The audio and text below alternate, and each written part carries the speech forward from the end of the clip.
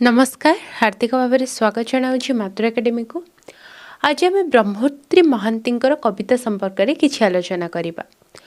तेबे ब्रह्मोत्री ए शब्दर अर्थ हो सरस्वती एक अंश बा सरस्वती अर्थ ए शब्दटी व्यवहार हुए।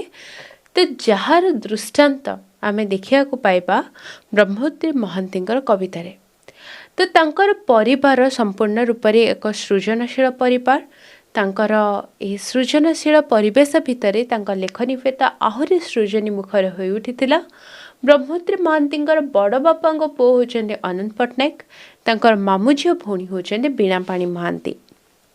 तो सेमानंकर सुचिंतित मतामत तांको सारस्वत जीवन को अधिक प्रेरणा प्रदान करछि।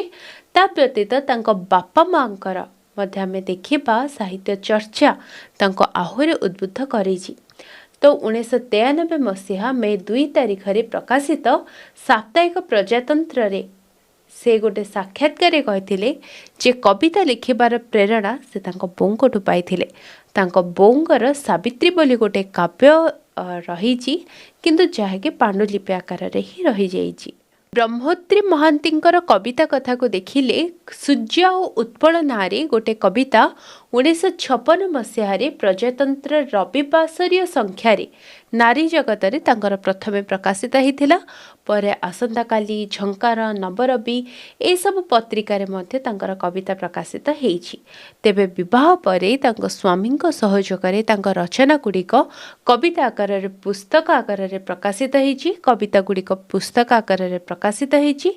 तो ब्रह्मोत्री महांती 1952 मसीह विशिष्ट गाल्पिक विजयकृष्ण महांती को विवाह करथिले। ब्रह्मोत्री महांती तांकर काव्य संभारर उभय परिमाणात्मक दिक और गुणात्मक दृष्टि से खूब से चर्चित होती।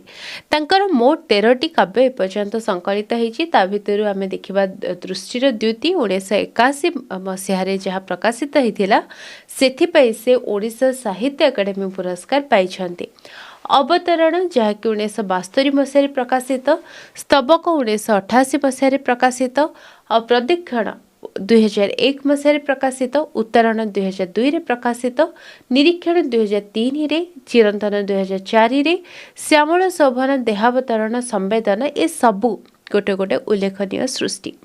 ए सब काव्य संभार लगी से अनेक पुरस्कार लाभ करछन्ती। 1962 मसीहा, 1972 मसीहा, 1984 मसीह झंकार विश्व पुरस्कार तथा 1993 मसीह से शारदा पुरस्कार ग्रहण करछन्ती। ओडिशा लेखिका संसद तरफ 1996 मसीह अपूर्व कलाकृति पर मध्य से सम्मानित होती। तेबे वर्तमान तांका लेखा गुड़िक विषय आमे देखिबा। तांका प्रथम कविता संकलन अवतरण रे स्थानित कविता गुड़िक होची छंदयुक्त। एथिरे सर्वमोट 60 कविता अछि। एथिरे स्थानित होइतिबा सूर्य उत्पल होची तांकर प्रथम कविता, जहाँकि प्रथमे प्रजातंत्र रविवार संख्यार नारी जगत प्रकाशित होता। टिके आगुरी मुझे कही तो यू ही आरंभ होती काव्यिक जय यात्रा। ब्रह्मोत्री महांती द्वितीय कविता संकलन होची दृष्टिर द्युति। ओडिशा साहित्य अकादेमी पुरस्कार लाभ करिछि। एथिरे मोट 60 कविता अछि। एही संकलन रे कविंकर अंतर्मुखी कल्पनार सूक्ष्म भावना गुड़िक आमे सुंदर भावे देखिया को पाइबा। तो एई कविता रे संकलित होइतिबा कवितार मुख्य स्वर कण ना प्रकृति प्रेम, ईश्वर उन्मुख प्रेम, मानववादी चेतना, मृत्यु चेतनार चित्र। आमे एई कविता संकलनर गोटे काव्यिक मर्यादा अछि बोली आमे कहि परिबा। आलोचना करिबा तांकर अन्य एक कविता संकलन जार ना होचे स्तबक। स्तबक यह संकलनटी 2 भागरे विभक्त। प्रथमटी है प्रदीक्षण जो 28 कविता अच्छी और द्वितीयटी है आरती जो 29 कविता अच्छी।